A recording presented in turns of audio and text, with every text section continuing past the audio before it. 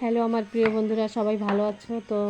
বন্ধুরা, তোমরা যদি চাও যে সবসময় একটু বড়া তৈরি করার জন্য ঘরে হঠাৎ করে চাউল পাউডার কোথায় পাবে, চালের গুঁড়ো, তো তখন কি করবে, একটু এইভাবে মিক্সিতে চালের গুঁড়ো করে রোদ্রে শুকিয়ে নেবে। এই দেখো আমি রোদ্রে শুকিয়ে নিয়েছি। তারপরে এভাবে সুন্দর করে অনেক সময় 2-3 ঘন্টা এইভাবে নেড়ে চেড়ে রোদ্রে শুকিয়ে নিয়ে তারপরে একটা বয়েম ভরে রেখে দেবে। তো এইভাবে রেখে দিলে, এই দেখো আমি বয়েম ভরে রেখে দিয়েছি। এভাবে রেখে দিলে 2-3 মাসেও নষ্ট হয় না। তারপরে এইভাবে একটু একটু করে যা খুশি তাই বড়া বানিয়ে খেতে পারো। তো চলো আজকে একটু আমি বড়া বানাই। নতুন গাছে, কুমড়ো গাছে 2-3টে ফুল ফুটেছে, এরকম আমি নিয়ে নিচ্ছি।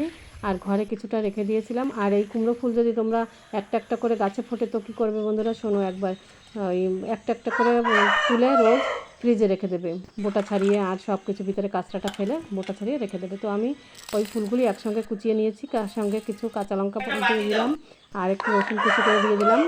তার সঙ্গে দিয়ে দেবো একটুখানি চালের গুঁড়ো, এরকম আমি করে রেখেছি। তো এই চালের গুঁড়ো দিয়ে সুন্দর করে মেখে নেব। পরিমাণ মতো লবণ, একটু হলুদ পাউডার দিয়ে মেখে নেব সুন্দর করে। তারপরে মেখে এইভাবে কড়াইতে তেল গরম করে একদম একসঙ্গে মিশিয়ে বড়া করে খেয়ে দেখো একবার, অনেকই টেস্টি হয় বন্ধুরা, ভালোই লাগে। গরম গরম ভাতে একবার বানিয়ে খাও। তো সকলে ভালো থাকো, সুস্থ থাকো বন্ধুরা। টাটা, বাই বাই, ভালো থাকো।